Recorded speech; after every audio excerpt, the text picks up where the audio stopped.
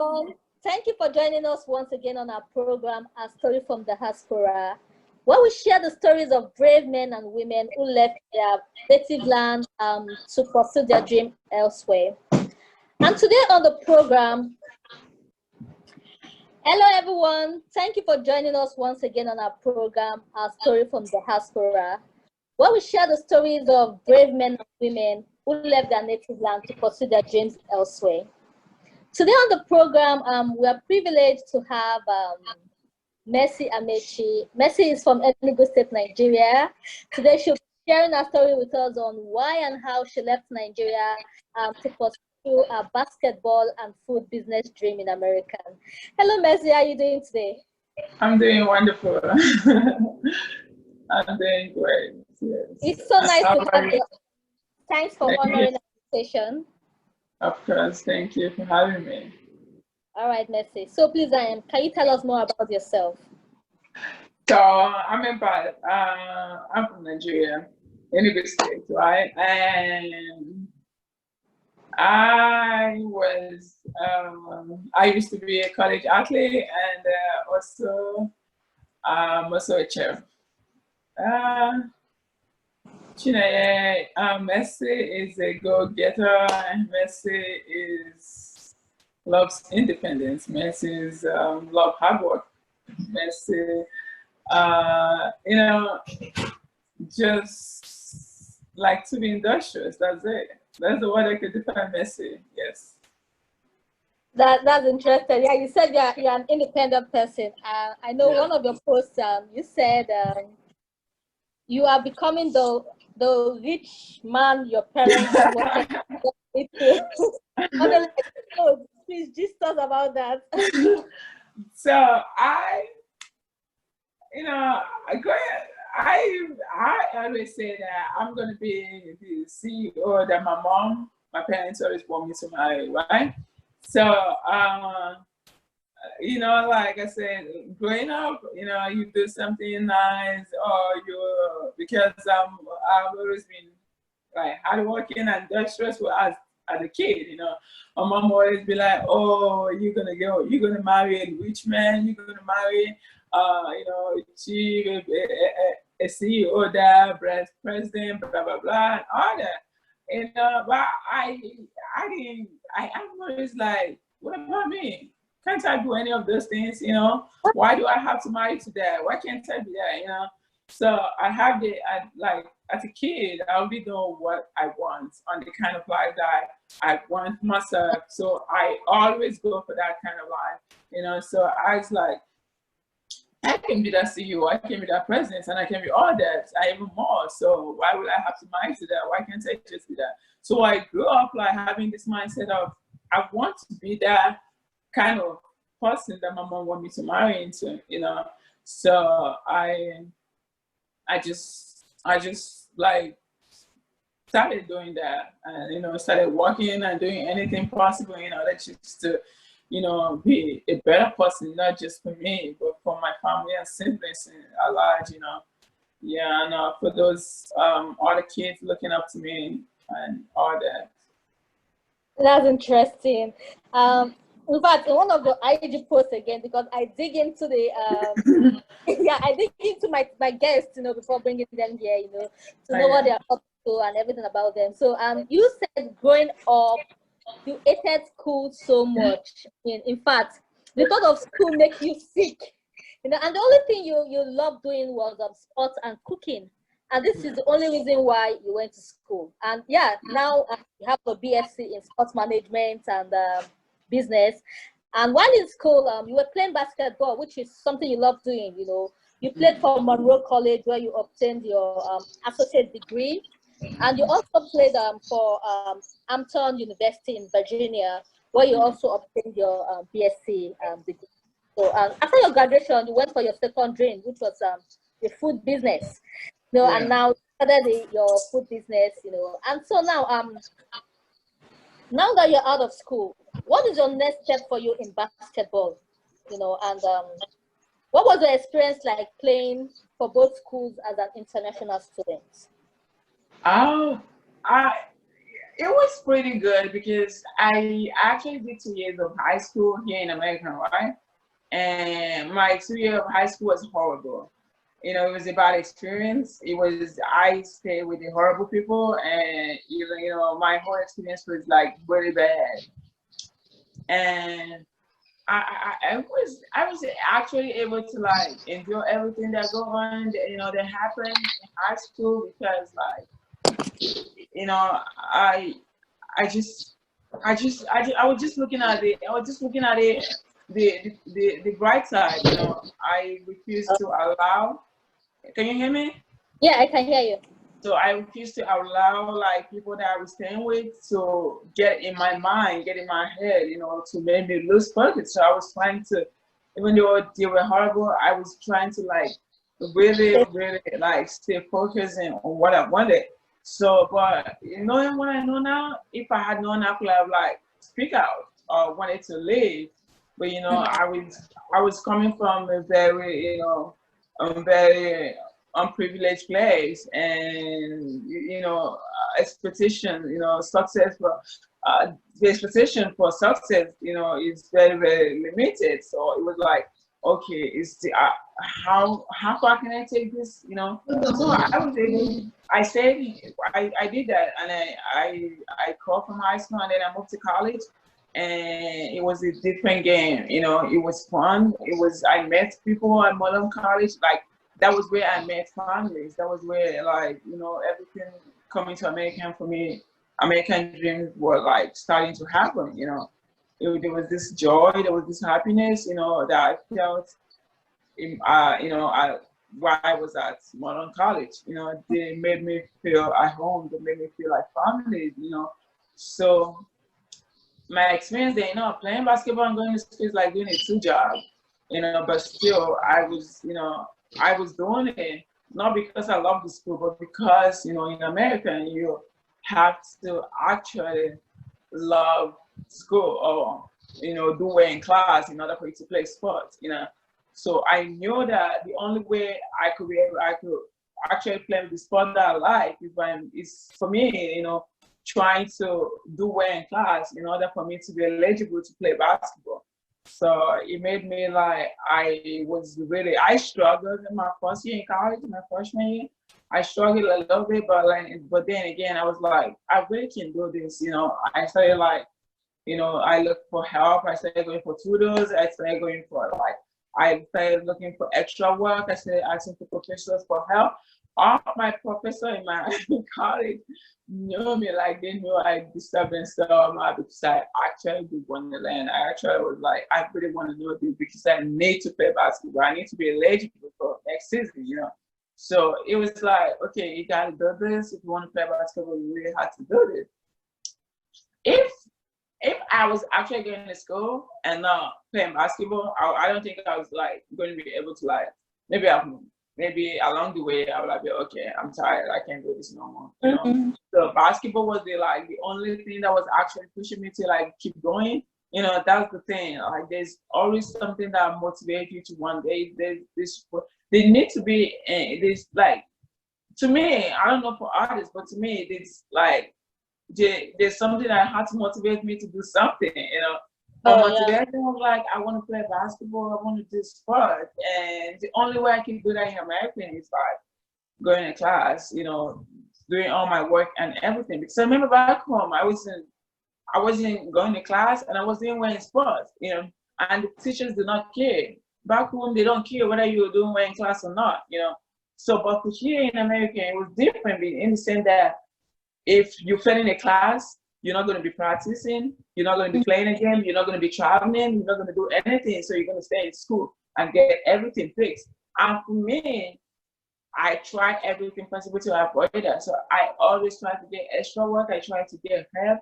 I try to say, I don't know this. I don't want to know it. I just want to play basketball. I want to do it. Tell me what to do. Teach me. I will learn it. I don't care. It may take time, but I just want to do it. So it was like different back home and here, because when I was back home, I wasn't school. They didn't care about me doing well in school. They only cared that I was really doing well in class in sports. They didn't care. So I came, it was challenging for me because I had to transition from from now I had to become a student and then the athlete. But back home, I was an athlete and I wasn't a student. Wasn't a So student. I was doing bad like in class. So here I had to like put both things together. I had to bring class and then I had to bring basketball to come second. So I was like I struggled a lot then. And then after my 2 years, after I got my associate again, I got a scholarship again to Hampton University. And then I had to move from New York to Virginia. It wasn't all that bad, but you know, if I had to do it all over again, I would choose, you know, I would have explored my options. I got a scholarship from different schools, but I did not take the offer. I did not take the visit. Even if I don't want to go to the school, if I had to do it all over again, I would like what I'm always saying right now is to tell like any student athlete, like we have the offer because as a student athlete, and you know, you have 5 visits for the school to pay for your visits, for your transportation, your ticket, for your hotel bill, for everything. For you have 5 options to visit 5 schools that the school is going to pay for every expenses. But Okay. I did not take those offers. I only took one visit and I said bye to all the schools. And to me, like today, I kind of feel, okay, maybe this is what God wanted for me. And again, I kind of feel, what if I had, you know, paid a visit to the other schools, the other 4 schools, even if I don't want to go there, but like, you know, take the offer. I mean, travel, take those visits is your money. You know, it's the expenses. You're not paying out of pocket. They pay for the expenses. You know, like not just taking it. You know, when I look at it, I'm like, I don't know if I did the right thing or not. But, you know, and so I went to Hampton and I played basketball. I also would like go to my school thing, but then it was hard because as an international student, it was hard for me to like get money. You know, right? So I was kind of doing a side hustle, a little bit of things. You know, I was, you know, cooking, training for people, doing all kind of things. You know, Yeah. like just to survive because you know you're here by yourself. And the being in school again, going to playing basketball, like you playing a game every game. Like one thing I understand in America is that when and actually their parents come to the game to watch them play. I never get nobody come to my game to Yeah. watch me play. Uh, Yeah.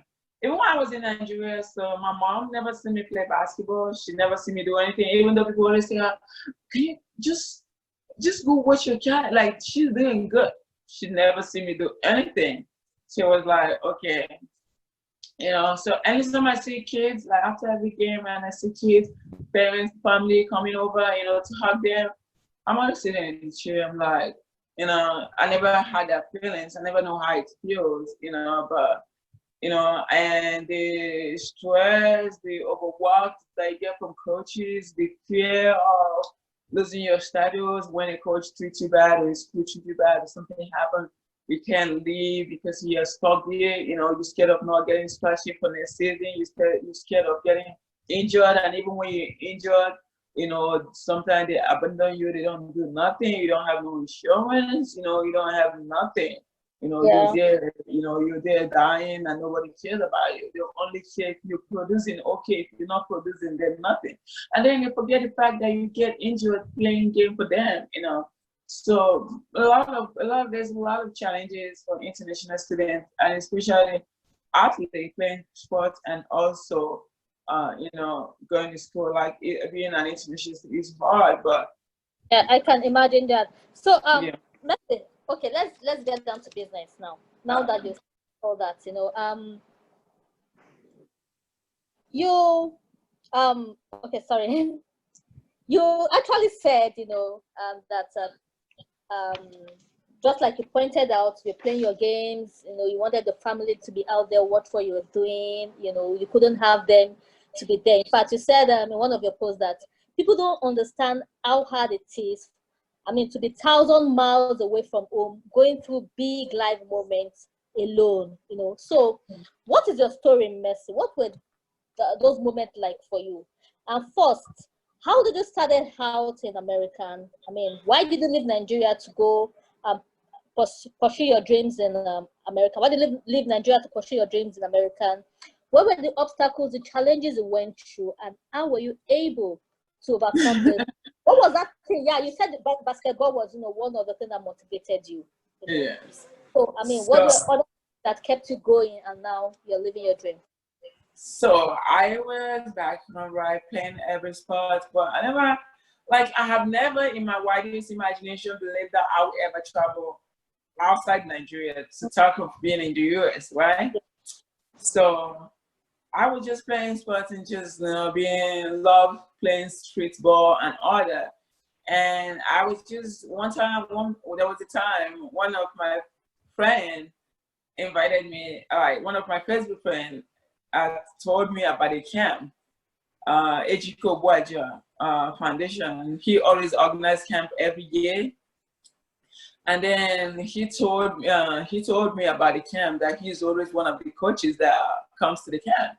And then he said, he was telling me that was 2013, maybe in May, maybe in May or January. So we started talking about the camp. So he told me that during the summer, that was the time what summer was here. So, and then I know that the summer was in June, May, June, July. So he told me there's this camp coming up to attend the camp. And by that time I was already with a team called FCT Angel in Nigeria.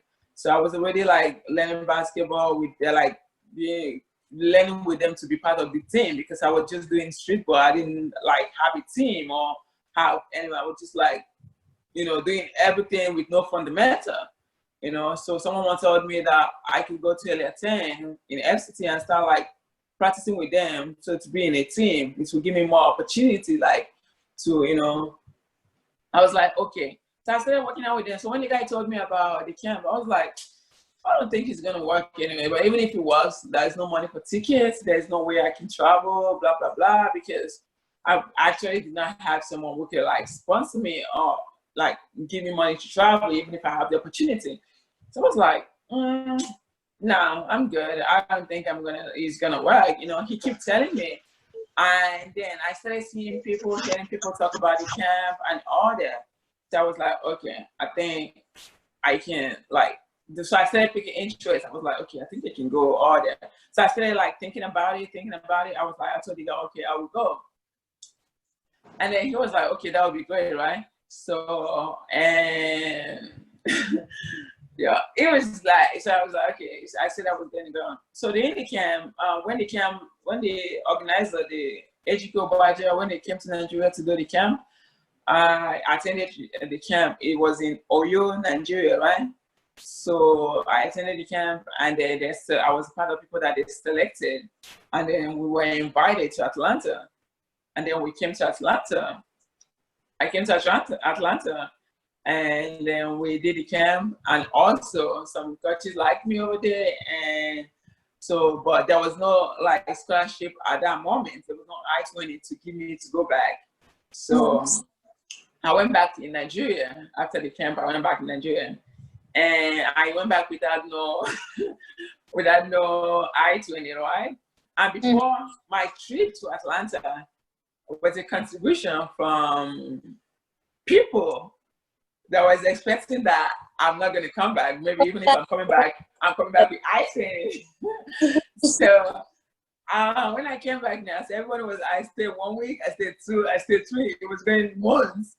And everybody was already looking at me you said you were going to go there and you come back with I-20, you come back with nothing.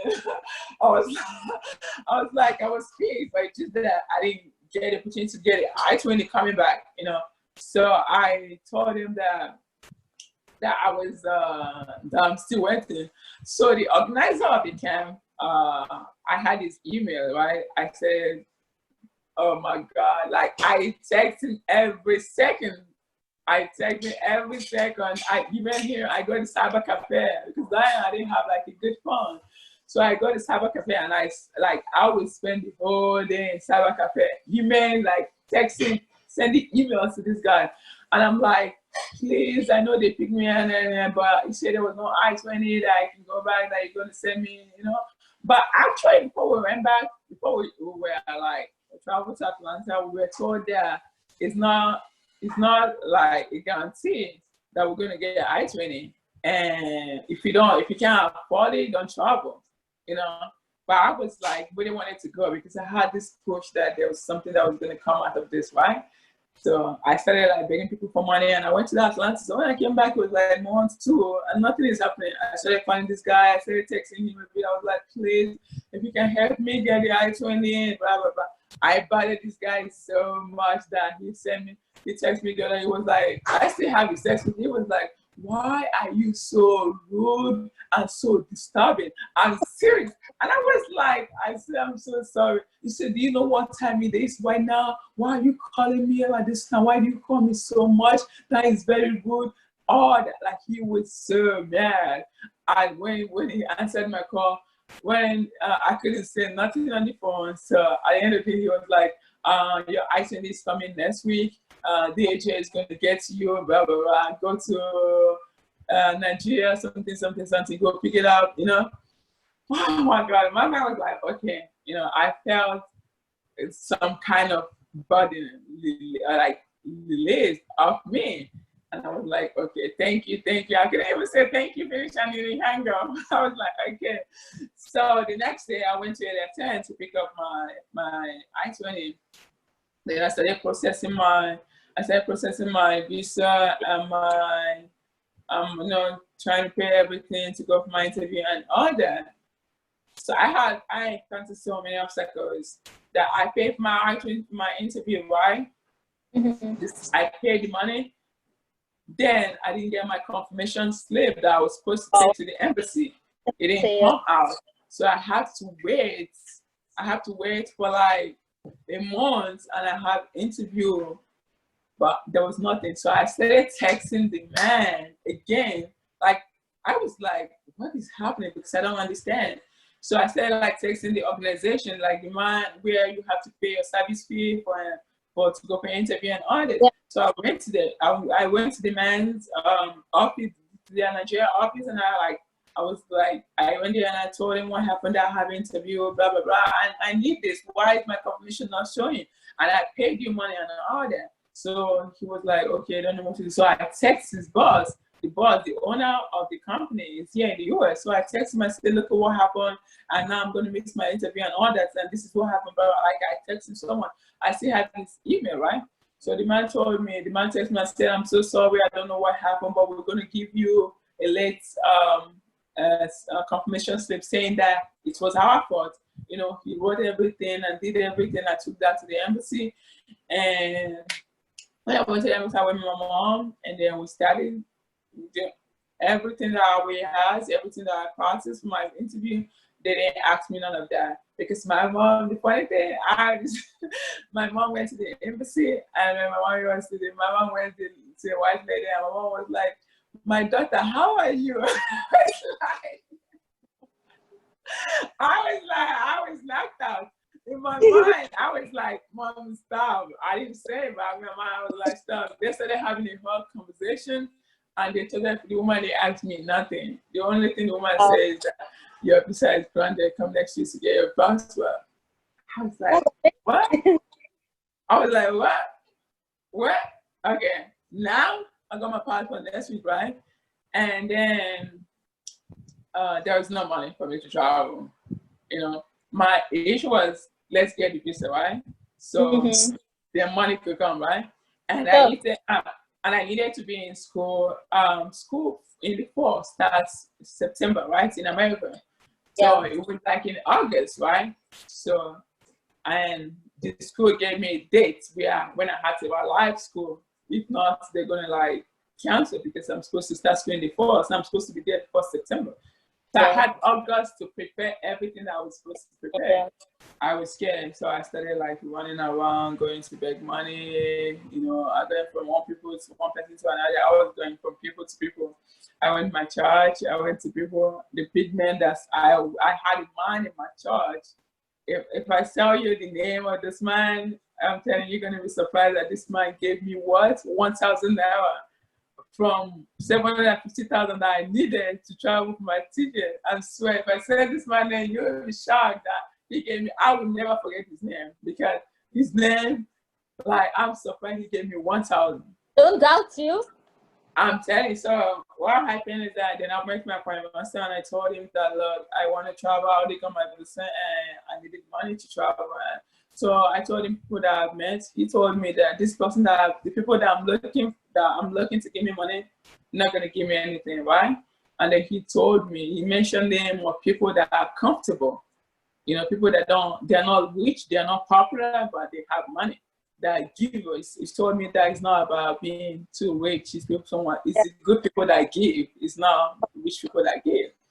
Yeah. So that has stuck to me like for a long time when he said it's good people that give, not rich people. So he told me people that I can meet at the church. I met people that gave me money, that contributed money. The other one gave me 100,000. The other one gave me 150,000. The other one gave me 50,000. The other one gave me 50,000. The other one gave me 50,000. The other one gave me 75,000. I was like, and those people that gave me this money are the people that I didn't even believe was going to give me this money. I wasn't expecting nothing from them because to me, I felt like they're okay to take care of their family, but they don't have to give me. They don't have that enough to give me. And the person that even gave me 150,000 was somebody that I never expected would even give me 20,000. So that was the thing. So I was extremely happy, and I went. So after they contributed everything, I had more than enough to travel.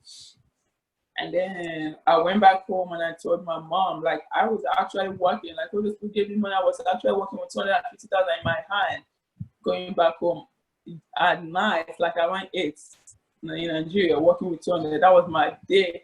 First time ever in my life I touched 250,000. Like, I was scared, thinking that money was going to be taken away from me. And I took it, cannot pay home. I'm telling you. But then I went home and I told my mom. My mom kept dancing. She was like, why do I even have to go beg money without her? Why did I not tell her and all those things? I said, I did that because the insult I received from some people, I didn't want you to receive it. So I was like ashamed because I don't want the way people talk to me when I was like telling them that I got this. People were like saying, I say, I have a visa. I even had to take my visa to go beg the money. And I was like, I didn't want you to pass through that. And I don't want nobody to insult you. That's the reason why I didn't tell you that I was going to go beg money. She was surprised. So at the end of the day, I came to America, right? And I took my visa and I came. The high school that I came was horrible. Like, it was usually like horrible because it was all the way in the wood, right? And I had a very bad experience over there. It wasn't a good thing. Because my first time coming to America, I slept at the airport and I was cold.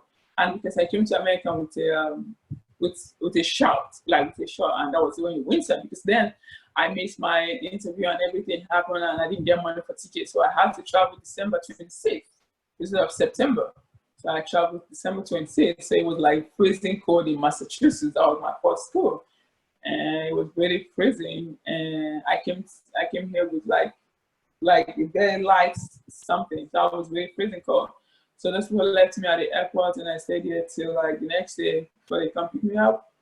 And the school that I went to was in disguise. So I always tell, like, right now that I've grown, like, I understand stuff, I always tell people, don't just believe everything you see on social media. The school was in disguise. Like, there was no teaching. I was like, it was bad. Like, they take kids from other country and they use you to beg money, to do all kinds of things, and then you don't go to school. It was really bad. Like, I hated it so much. Like, every night, I kind of like cry every night. I was like, I know we don't have it back home, but I know that if I was back home, I wouldn't be suffering like this. At least I have my siblings, my mom around, but I won't be suffering like that. I was confused. I was like, what the hell? Like, what happened? How did I get myself here? Yeah, I keep telling people, it's not easy out here. Forget about what you see in the paper. It's not easy out here. There's a lot of challenges to go through that. If I start telling people going through, they won't believe it that in America, so please, can you tell us most of those things you least expected as, you started finding out, those experiences, those things you were like, you couldn't believe when you came? Like, you know, like when I was in Nigeria, like, you know, you watch Nigerian movies and then you see the expectation how people see American. It was like a second heaven, right? So when I was coming to America, that was the mindset I have. I have the mindset of, oh, I'm coming to somewhere too beautiful, somewhere too, you know, too good to be true, you know. But then I came. I was disappointed. Like there was nothing American about. There was nothing. All my expectation was like, nah, it wasn't even close to my expectation. So it was like it was so bad. To the extent like if you kind of complain, someone will tell you, you know how many people in Africa would like that will be excited to come to America and to be slave. That was what someone told me. That was more that was actually what my host family, my host told me. Yeah. Do I know how many people would be happy from African to come to America to be slave? That word has never cleared in my eye. It's like it has been stored over there. I never forget that word. Like that word ring in my mind like every time. You know. So I came. And again, you need to have it in the back of your mind. Like if you're coming to America, like you're coming as a student and you're coming by yourself, you don't have no family. Don't expect that everyone is going to treat you nice because people are going to always tell you, listen, if you don't like it, you go back. People in your country is like they don't have this, then blah blah blah, and all that. It's not going to be easy.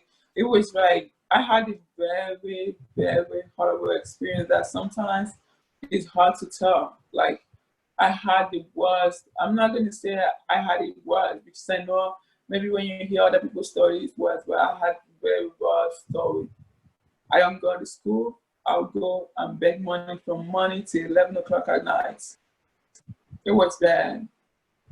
Sorry, let me cut you.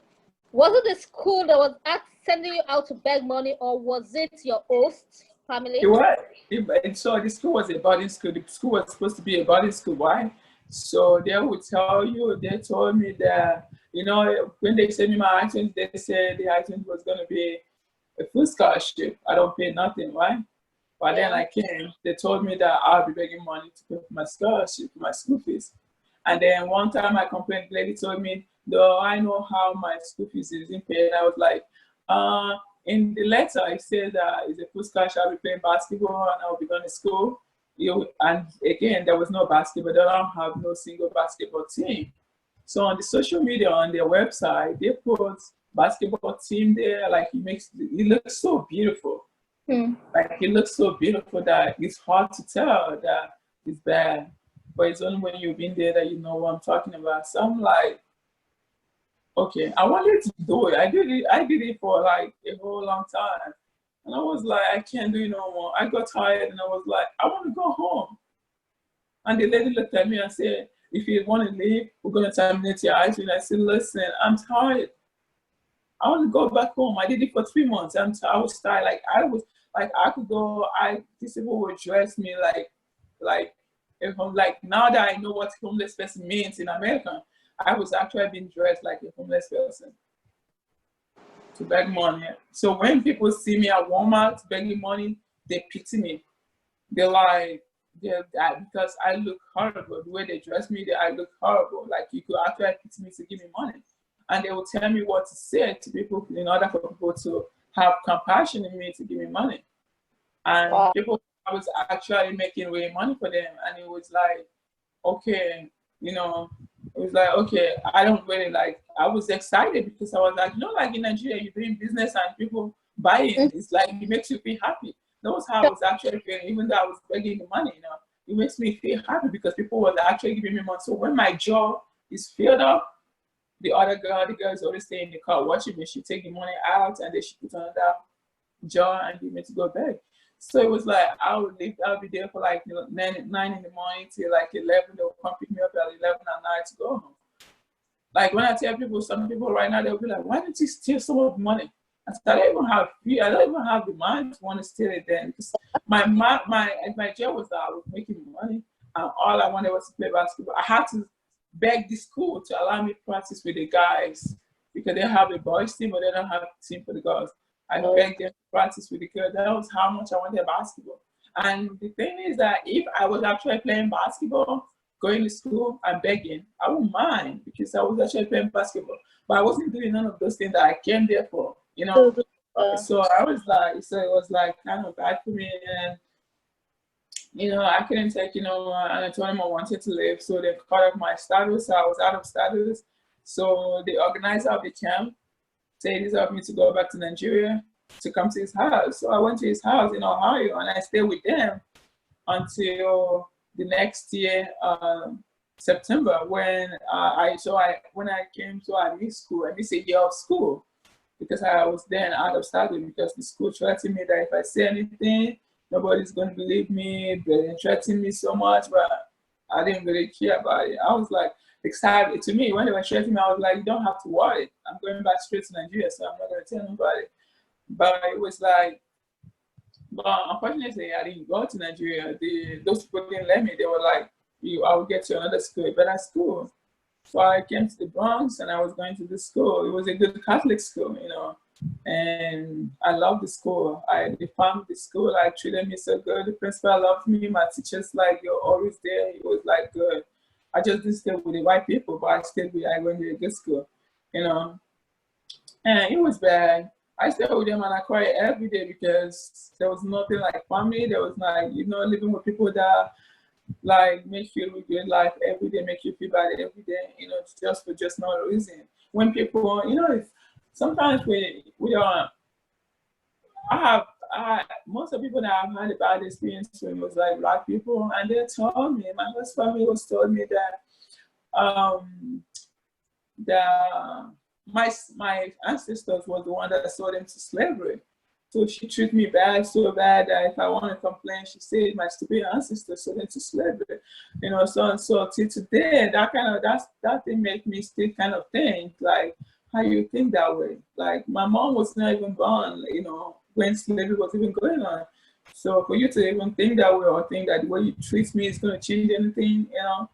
So it was like really bad until I got to college. My college was when their life, American dream came true because I met a wonderful host mom who actually became my Lego host mom, Miss Miriam, you know, Isiko. And then she became my Lego, you know, host mom. Everything changed from there, and life became better for me, you know. And through her, like I learned a lot, you know, and I found family, I found home again, and it was like from there that everything started changing for me, and you know, I started like, you know, living that life, you know, one day at a time. Yeah. Well, that's quite a story, you know, and this is exactly why I started this platform, because I can tell you, the day I come out to tell my story, a lot of people are going to cry. They're going to shed tears. You know? Honestly, I was speaking with a friend yesterday. I was just telling you all I went through, and it was like, do you mean you went through this? Let me tell you, I was drinking water from the bathroom.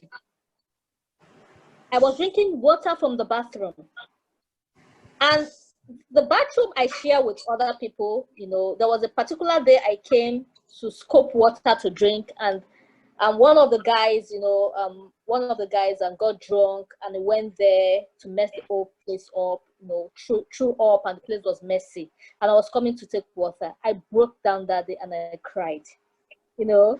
So my story is for another day. So I keep telling people it's not easy anyway, you know, but you know, you went through all this, you know, but you never gave up. You kept moving. Look at you today. I mean, you are the CEO of Seafood Network, you know. I mean, you started your foundation and your business, and I mean, tell us more about Seafood Network, you know.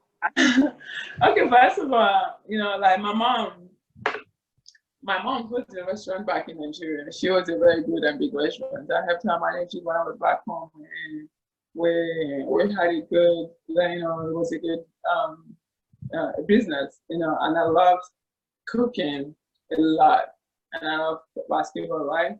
So while I was back home, I was like doing this side hustle where like I have these working class ladies that maybe some of them don't know how to cook.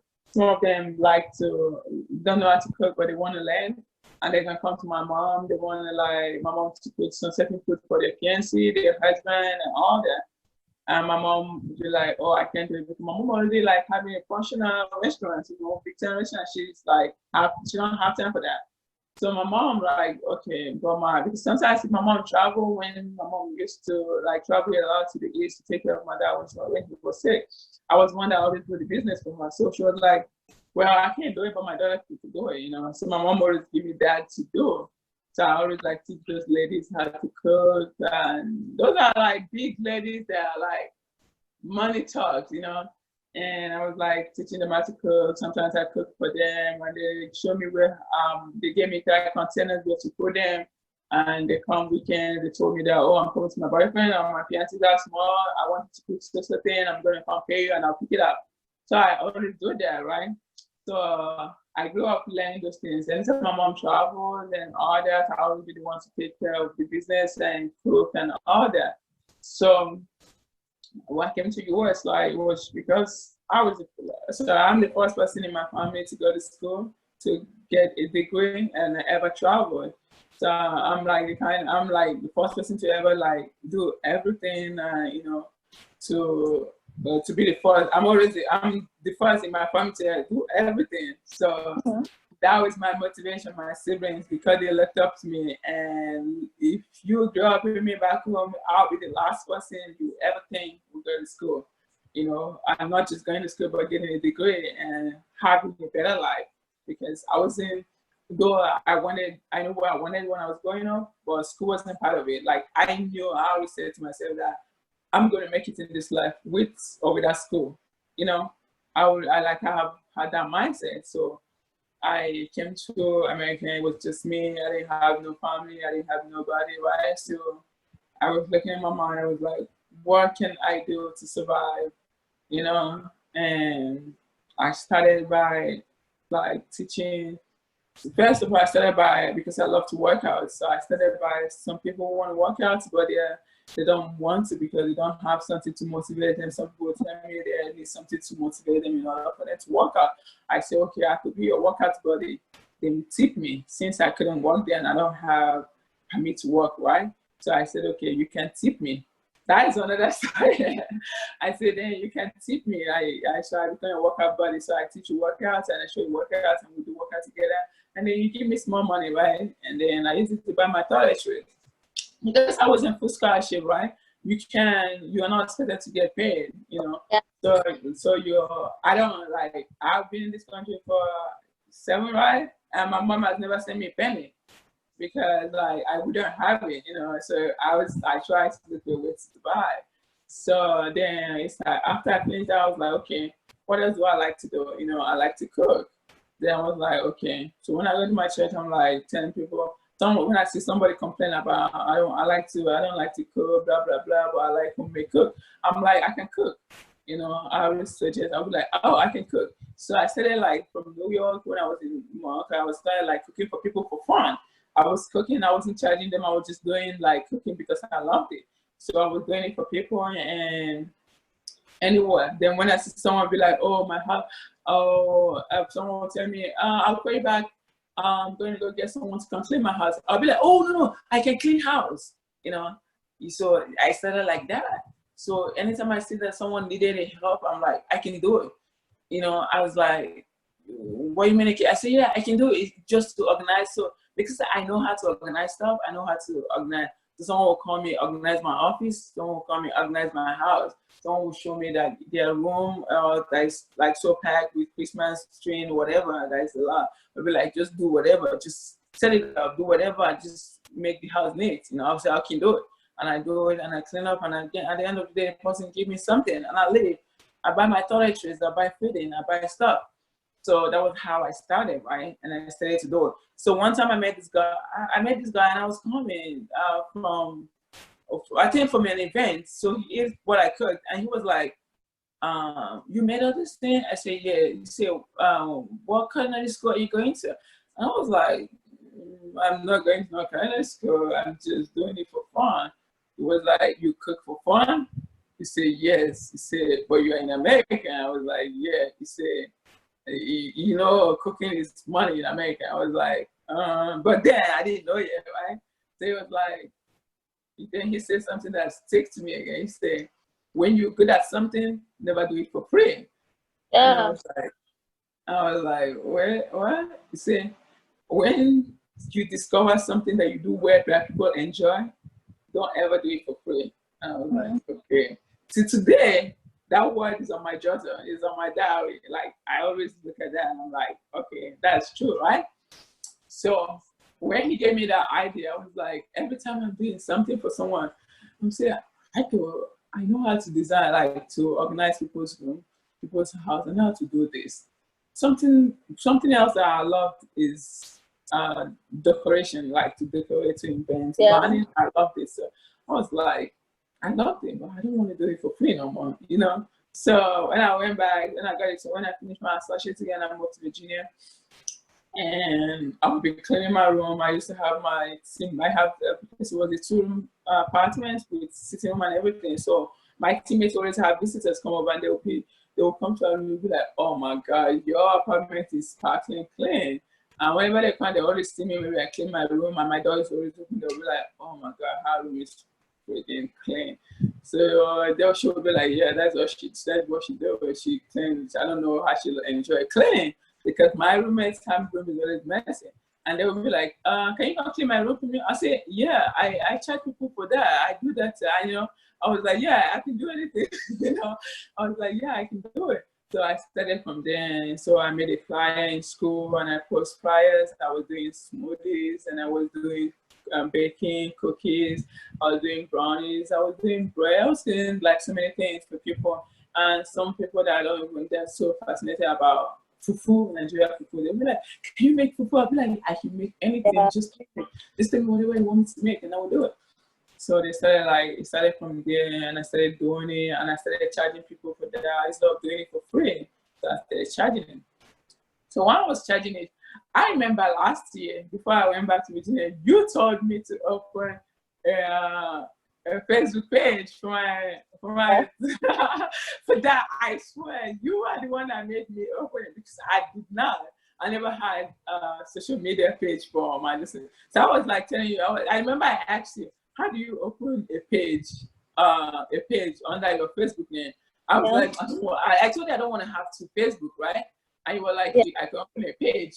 I was like, so when I went to Virginia, I was like, she said that, let me see what she means. So I started doing it. That was how I opened the Instagram and the Facebook page for my business. And when I open it, I need even though I don't have some good pictures because I have more than things I have posted. I don't have time to sometimes I do for people, but then I don't take pictures. I forgot to take good pictures and I don't post it. So I started doing up on the Facebook and I was doing it. So sometimes and I tell people, and I was surprised that people actually do contact me, to do this stuff with them. So I was like, okay, this is actually working, right? So this pandemic started and then I came back after I was supposed to be doing my internship with Moron College. But then the internship is not working because now sports, they don't play sports, students are not back, so there's nothing to do, right? I was like, should I just step down and do nothing, And I love independence so much. I wanted to have my own place. So I was like, I need to work. I need to look for something that will give me money to get a house, rent, and all that.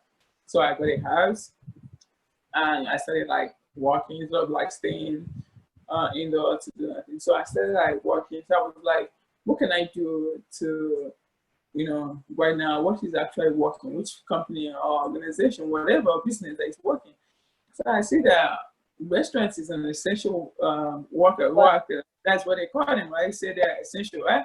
So I was like, okay, I love cooking, right? Why not and I want to have my own restaurant. I was like, why not just work in a restaurant in order for you to get this experience right now that your internship is spending. So I decided to look into a restaurant. I got in a restaurant job. A friend of mine talked to me about opening in their company, in their restaurant. I was like, okay, yeah, I can do it. And being that I've worked in a restaurant back home with my mom, so it was easier for me to like actually adapt to the system. I just wanted to know how Americans run their restaurants. So I was like, okay, I could actually do this. So I started like working there, and I also use my updates to like take orders on my website, and web people can like book me on my updates, and then I cook for them. So yeah.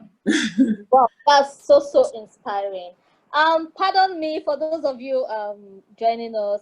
Please, you can unmute yourself and ask our guest any question, or better still, you can send your question on the chat. So Mercy, for the benefit of young people out there who shares the same passion with you, can you tell us more about Educate Foundation? I mean, the program that helped your journey to American. So they can also look out for such kind of opportunities, around them. One can really, Yeah. I mean, one really can't tell where one gets his help. Yes. So Educate Obwajia Foundation is a camp that is being run every year, every summer.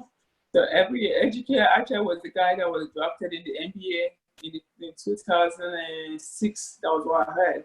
So, but he never played with the Miami Heat. So he's playing overseas. So every year, in his way to give back to the country, what he does is that every year he travels back home and organizes a camp. And then he invites different like athletes to come. If he can afford the transportation to come to Abuja, Lagos, whatever that he hosted. So, but with the amount of time he hosted the camp in 3 places, one in Uyo, one in Abuja, and the last, and one in Lagos, and the final one in Atlanta. So, but right now, last year I heard that he did the camp only in Lagos. So because he felt like Legacy has more, they have more field, more basketball, like more space. That's what I heard. So they did it last year in Lagos. But even though they did it in Lagos, so many people travel from different states, different places to go. Because the one thing I have in Uyo, I traveled from Abuja to Uyo to attend it. So the camp goes like 7 days, 7 days in a row, maybe in one state, and then come back to the state, and then they do it on the 7 days. So it's like he do it every year, but I don't know if he did it this year because of the pandemic. So I didn't see no pictures, so I don't think he did it this year. So yeah, he's a good, like I had doubts that it was not going to happen. I had that was like, they're not going to pick me anyway. Even if they pick me, I don't think it will ever happen. Like I have this. Okay, another thing is, don't have this mindset that, oh, I don't have mom, I don't have dad, I don't have someone that's going to support me, I don't have no money. I don't have none of those things. I only have my mom, and my mom is poor. She doesn't have nothing. She couldn't have supported me, right? But all I wanted was to get a visa. If I get a visa, I will look for a way, and I did. So I never believed I could ever travel, even if I will. I never believed it was outside Nigeria, So I always daydream about being in America. Like sometimes I just sit down and just imagine what life would be being like living in America. But I knew deep in my heart that it's never gonna happen. That's what I say to myself. But but it happened. So it was like, okay, I was like excited that it did happen. Okay, and we have a question here from Godwin. He said, what advice do you have for someone who wants to own a business but has no idea on what area to focus on? Okay, so I always say, like, if you have passion for something, go for it. Like why I was like here, right? If you're in America, people expect you to be like, oh, be nursing, doctor, lawyer, engineering, whatever, right? But I did not. Like when I was finishing my high school, I was like, oh, maybe I'm gonna do nursing because my mom always said she loved nursing, right? But then I told my mom, I always have no what I want. I said, listen, I'm not gonna do nothing for nobody. I'm just gonna try to be a better person, but I'm gonna do what I love. I don't care if that what I'm trying to do is trending. It's something that is important. Don't go for something that, oh, I want to do this just because there's money. go for something that you have passion, because it's only your passion that is going to lead you there. It's only your passion that's going to make that thing stick. It's only your passion that's going to make you like actually work hard, even if you don't have no results. Like when I was trying to do this business, like trying to do this, I honestly, I knew that I don't have nothing. I don't have money. When I was in school, I wasn't getting money. The only little money I get was to buy my toiletries, to buy, personal stuff. There was nothing. It's just there was really nothing to save a lot. Right? But I continue to do it because I knew I love to do this, right? So if you love to do something, that with or without money, that you're gonna always find a way to let that work, that business sustain. You understand? You always trying to do something that is gonna make that business sustain. So I love the cooking, and I made it. I don't have money to have a physical restaurant, right? So I made it to be online restaurants. I teach people how to cook online. I send recipes. I try to open your online website. People could book me online, and I can go to your house to cook for you, and I can cook your computer. Like I start to do it that way because I know that I don't have the finance to have every kitchen equipment that I need to actually run a restaurant.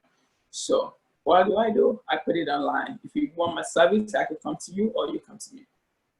So yeah. If you love, it's only your passion that will keep you going in any kind of business that you want to do. And don't do business because everyone is doing it. Don't do something because it's trending. Don't do something because you think that, they say by next year, this business is going to be making 50% of the money, blah, blah, blah. No, do it because you love how passion for it, and do it because you know that if plan A fails, this is what you're going to stick to.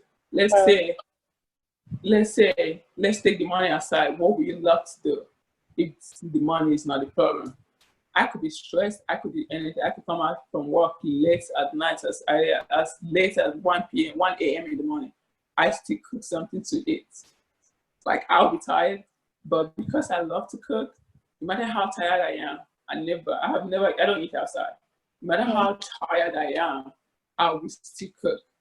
Because of what I love to cook, that passion is there. So it makes me, even if someone called me right now and be like, I want you to do this, because I love to do it, I'm going to have strength to do it. So passion is the only thing that takes you going in whichever business you want to do. Yeah. Oh, that's interesting. Okay. He also said, what can we Nigerians based in Nigeria do for money that can also help ease life for our brothers and sisters in the diaspora?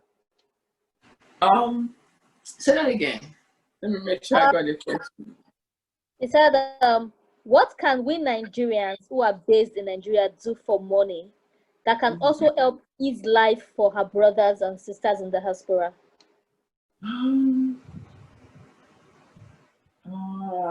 Yes, he's asking from some kind of business ideas. Still boils down to the same questions, Yeah. I think I really didn't know how to answer that question. But, yeah, what can you do to help, I would say, us, again, to make our life easier? I guess for them to, do things for themselves, yeah. It's difficult back home in Nigeria, and so many of them out there are relying on their relatives abroad. Yes. But from this platform, they know their life is not easy for them. I'm trying to look for a better word for that, to say a better way to say it, because like I have friends that I know. He's working their ass off here for work, for their family back home. They're stressed and they're depressed. Because what? Because the siblings back home is like stressing their siblings, obviously, because money for this. Life is really like not that easy here. And I would say this as an example, right? So last month, I told my mom, you pay 350,000 naira in Nigeria currency here for just one bedroom. You live here. And my mom said, what to me? Why not go look for the one for 20,000 naira? I said, I said, Ma, because she was like, Ma, I said, Ma, do you know 20,000 naira is not even up to what I can use to buy lunch here to eat. So there's no house for even 100,000 naira here in America. If you change the money to American, that is 100, like, that's, I said, Ma, it's not. So I said that to say this, like, when we back in Nigeria, always expecting like your siblings back home to send you that. Whatever they have, any little they have and they send to you, I'm telling you, you got to be very, very appreciative. Like, it has to be good. Like, it's hard for them, for us to be here and actually send you send you, even if it's 10,000 naira, 1,000 naira, it takes a lot to send that money because the struggle here is so hard, and you don't even want to know. It came like when you guys pay a house rent in Nigeria a year, you don't have no money to pay a year. If you finish paying this month and next month is coming, like you already like stressed, like if you don't have it, like you're gonna be homeless. And it's hard to be a homeless and be an international. Mm-hmm.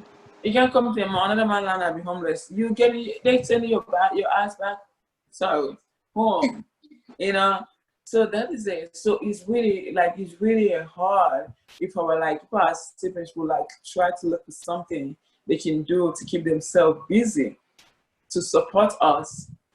If you have a business idea that you're doing, like you see back home, and you tell your sibling, oh, this is something I'm doing. What do you think about it? Do you think we can run this together? Do you think, bring business idea, bring ideas that could benefit us, not always like money. Like, look for something that you can do to, something that also be giving you money, because your siblings out there are really, like, they are really struggling, and it's really not that, it's not the kind of struggle we struggle back home. Our struggle is like close to what we're struggling here. So it's really hard. It's really hard. Just try to do something for yourself, try to be your own better person. Try to, have your own money and don't be dependent on your siblings who are abroad, because chances are you are even having a better life than they are. Yeah. The only difference is that both of you are just in different places. But I'm telling you, you'll have chances are like 99% of the time you are having more fun than they are, because one, they're not resting, they're depressed, they're frustrated. House rent is crazy. Never like every bill here is crazy. And then the taxes, And then oh my god, like it's really crazy. If you're paying 250,000 naira for only bills like when I say bills, I talk about like phone services, internet, and all that. You never put your house rent. Put your house rent at the end of the year, you spend it going to half a million, 700,000, 750,000 for just a month for here. If you change that to Nigeria money, they spend 750,000 a month for here. So it's not that it's really not that easy. So that's my one take on that. Thank you for that. Okay, I think we still have a question from him. Is a business idea that would be of benefit to both parties that I'm asking of? Okay. Oh, okay. Like business ideas. So what business ideas? What can they do? Yeah. So if that like what I was telling one of my siblings, like what kind of, I was like asking her, I said, what do you like to do? Like what do you think makes money right now in Nigeria? What do you think you can do right now in Nigeria? What do you have passion for? I'm not talking about what is trending. I'm talking about what you have passion for. Let's say, if I don't want to pay you money, if money is not involved, what can you do? And she said, passion. I said, how do I help? She said, I need sewing machine. I said, okay, I'll get you one. And I got her one. What can you do for yourself? What do you think you can do for yourself to benefit myself and yourself, or just for yourself, something you know that you can do, right? Or if you have a business idea, something that is legit, something that you know is not a scam, how can I do this so you and I could eat from? Like, how do I help? You're over there, you have this business idea, you already have a business idea, I know how things work overseas. I'm here in Nigeria, I know how things work over here. How can we put our heads together and do this thing?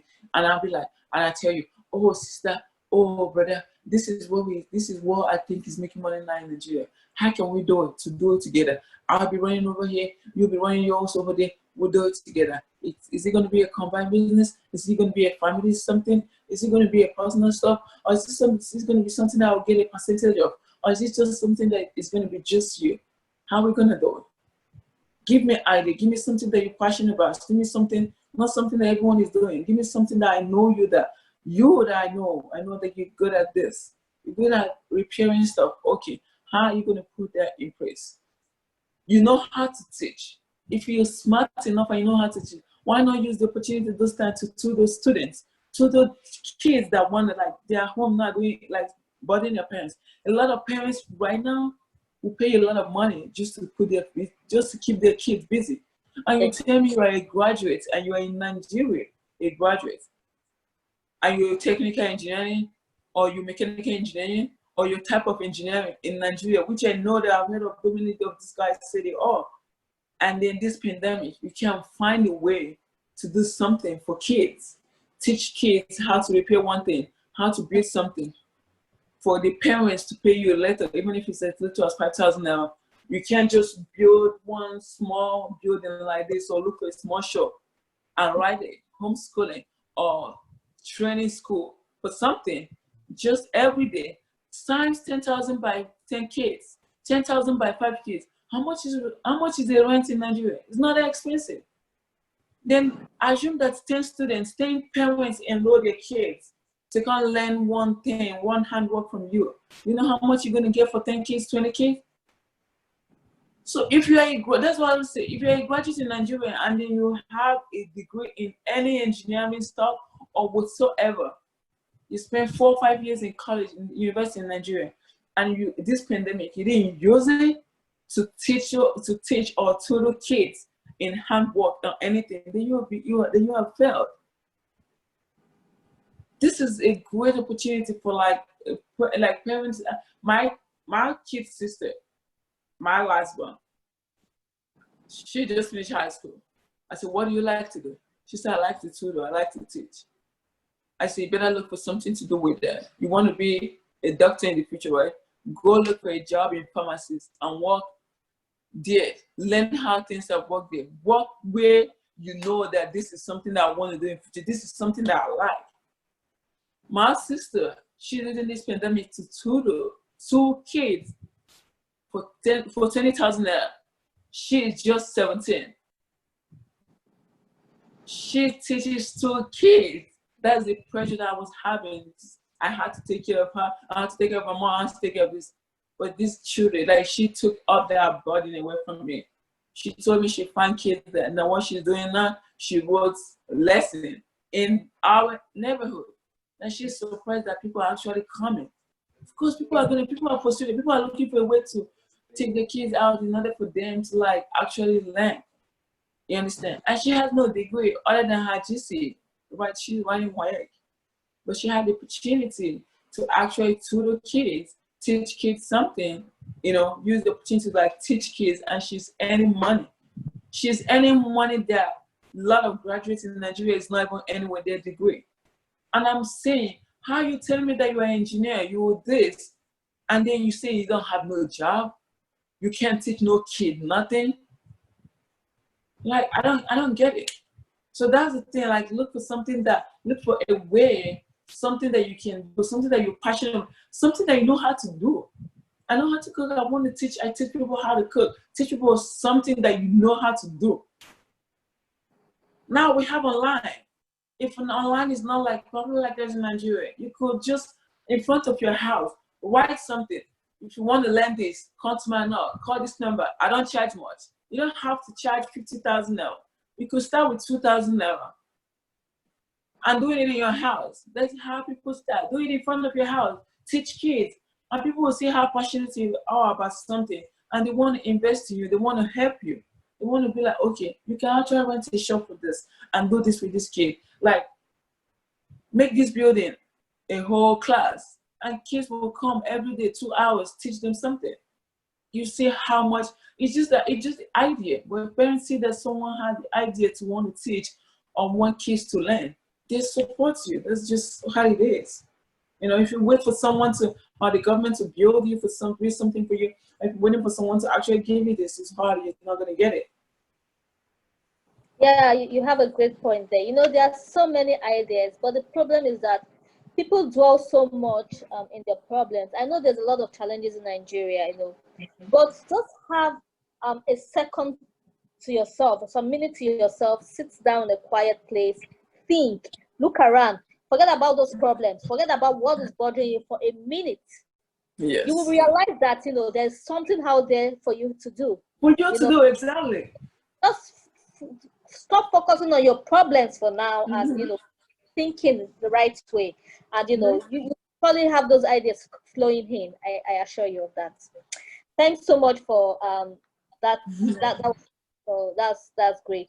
Okay, and yeah, so on this, you know, young people in Africa, you know, I mean, they see migration as the ultimate goal. You know, what's your view about this? Is it that they've lost all hope in African, or really going by what is happening in Nigeria, and like in Nigeria and in other African countries? Are they really wrong for living? I mean, is there really no hope for them in Africa? I mean, I have a friend who was saying, I'm like, I talked to him, I was like, if you have an opportunity for you to live in Nigeria and go overseas, he was like, my brother said it, and they're struggling. They talk about everything, like what they pass through every time. And I'm one person that believe that you can make it anywhere. I would make it in Nigeria. That was what he told me, right? I say this because, like, you can actually make it anywhere, right? It just depends on your mindset. But if we're to talk about opportunities, they have it here. Our system of government is not set up like the way it is here. Here, everything is organized and set up in a way that it has to work. School or no school, you have to make it. US is one of the highest paying minimum wage country in the whole world. They pay the highest minimum wage. So if you come to this country and then you make the minimum wage, let's say you're making minimum wage and you're from any African country and you're from another place, you just come here, right? With minimum wage, if you don't want to live beyond what you have, with minimum wage, you will still live a good life. You will still have something to show for. If you don't want to live or just, you know, live above your means, just live because you want to enjoy the moment. Live because, like, not just to please or just to prove anything to anybody, you know. Live according to, like, your means. And you see that even with the minimum wage, you're still going to make it. But what I understand is that most people don't look at it that way. So whether you're in Nigeria or you want to come over here, I mean, I don't blame anyone who want to live in Nigeria. When I was in Nigeria, I know I have this mindset like, okay, I know I'm gonna make it. I don't know how long, I don't know when, but I know it's gonna happen. It's just that it takes forever, and it's more like the struggle. There's no hope. It looks like there's no hope. But when I came here, even though I was struggling, I saw hope. You know, I had this belief that if I go to school, if I get my permit, I can make it. But in Nigeria, even if you're graduating from school, you already have this mindset that even if I go to school, like what I had in my Nigeria. I was like, what's the need of going to school anyways? I'm not even going to get a job, even, you know? So I already had this mindset going, I'm like, I'm not going to get a school, so why bother myself, you know, going to school, stressing myself, killing myself and all that, you know? But if you don't look at it that way, and you just want to, like, you know, like, think about what can I do even if the government don't help me. You know, what can I do? Who can I teach something that I already know how to do? You know, try to do that. But if you want to live and come here, then it's also fine. This government is already set up, but our government is not really set up for the poor.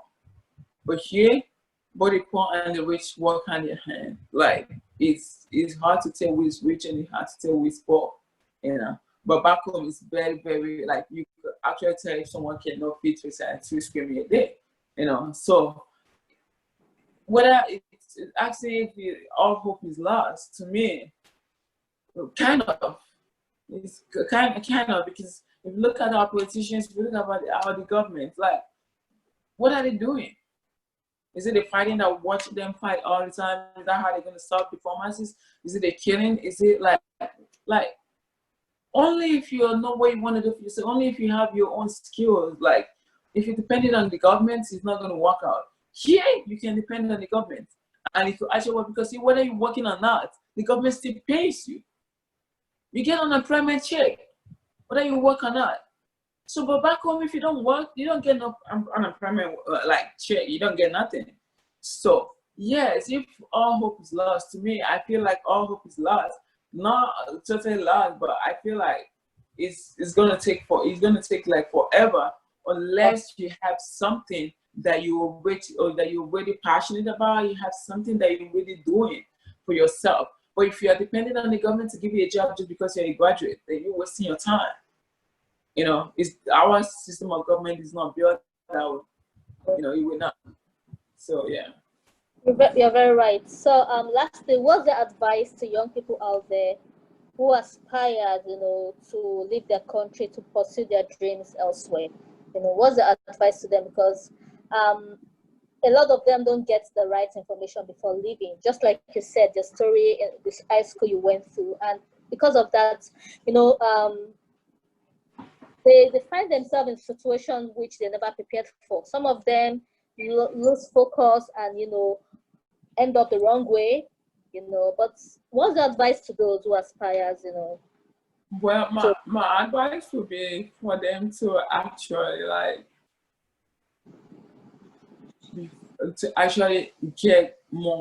get information. Like look for someone who is already there. Look for someone who has the idea, who has the experience, who has been there, who has been through it. Ask people, ask them, like talk to people who there's always someone that you know that knows someone that knows someone about something. So you just have to like ask. You just have to like make sure that you gather all your information. Just as I told my sister, my little sister, because she knows that she had a friend that they went to the same high school together, and then she has traveled to UK to do her medicine program, and she felt like she's more smart than her. Because my sister, she already take first position in class, and she's very smart, yes. So she felt like, oh, the girl, he just got admission and now she's there, blah, blah, blah. But again, I say, but that your friend, the family is rich, first of all, and she has sister over there. Like she has mom, her parents is over there, right? And she has everyone. Yes, you have me over here. But she was not telling me about her friend, talking about, to apply to this school online. And then she's showing me about this school, like sending her scholarship form to fill and pay 12,000 for the form, blah, blah, blah. And I looked through the thing. The website took me to something that almost like cleared my laptop information, like get everything. And I told her, listen, whenever you want to do this kind of stuff, don't make sure, like, I have been through this thing, relax. If you're going to come here, you're going to come. You understand? And I've already been through a lot coming to here, like very young and very naive. And you know, because I just want to live, I didn't look for, I didn't get all the information that I needed. I didn't ask around. I didn't if I knew what I knew right now, I wouldn't let what happened to me happen. But that is part of growing up. Like that is a process that you have to go through. Like, so I said, wait, all those schools that you look into, I'm looking through them, and they're here in US, but those schools are not schools, and those websites are sending you those things as scammers. And she always think that, oh, I'm always talking about school. I say no, because I know they're going to bring you here and you're not going to go to school. I want those people to give you status. I don't want you to come here and then you are out of status and then you run about like the way I did, you know, being scared of what's going to happen or not. So relax. When the right time comes, it's going to happen, you know. So always make sure that you ask people around. Always make sure that you know you get all your information on all your facts correct. And you traveling, make sure you have enough money that even if something happens, you can always like want to come back. Because if you don't, these people are going to toss you in the train station and leave you there just like they did to me. So always make sure that you have another money, like have someone you can always say, okay, if something happened, I know who I can call. They can come take me, pick me, do whatever, but take me out of wherever that I am. And make sure you take your phone. I came without a phone. So make sure you have everything. Tell someone where you're going. Tell someone, give someone all the information. People didn't know where I was, the school that I was. Only those, if not for the people that organized the camp. So make sure that you give information. Make sure that you tell people. Don't hide it. I know that we in Nigeria, we used to hiding stuff. We don't want to tell people we're traveling, but look for someone that knows the thing and talk to. Tell them, look into this for me. Look this for me. Can you help me check this? Can you help me learn this? Can you, since you are over there, can you help me? It don't matter. Pay them. Because if you want me to look at school for you, you have to pay me to travel to the school.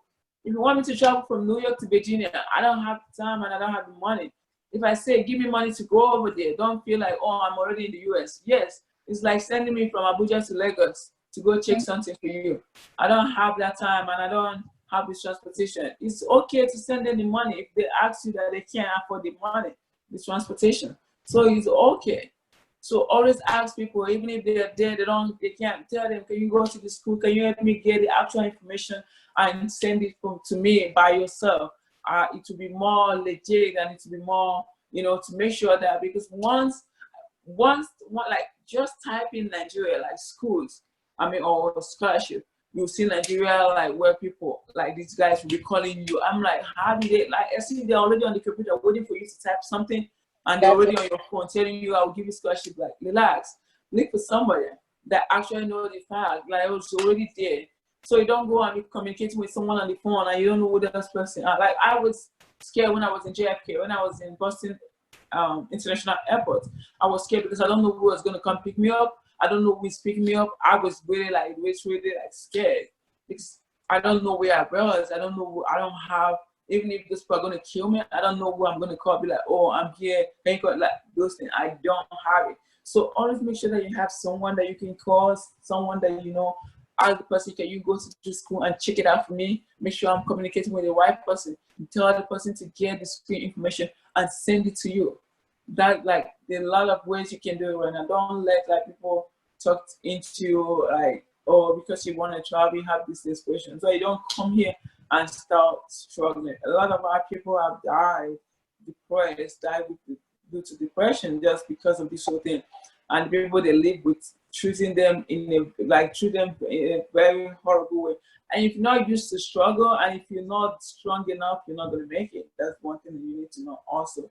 It's hard. Just think about this Nigeria frustration coming here. The struggle is like ×5, so you just have to be prepared. It's only the strong that survive in this country. And there's no way of you trying to play smart. Being in a country where you have nothing, you have to like really learn, like really slow it down and want to know your way around before you do anything that's gonna get in trouble, because you don't take long and then you out. So yeah, that's my advice. Thank you so much, Mercy. This is so inspiring. You know, that is why I address, people that comes on the show as brave men and women, because it takes bravery, you know, to first of all leave your country and then go through all this and still, a lot of people came and they couldn't stand, they left. But it takes the brave ones to, you know, go through it, you know, keep reassuring themselves that, yes, I know this is going to be over and I'll start living my dream, you know.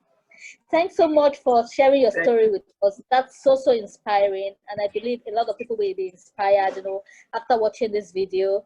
Thank to all of you who also participated. please do share our blog with others. Tell them about our blog, and also subscribe to the blog. You can also leave your comment on the blog too. And thank you, Mercy. Thank you for sharing your story.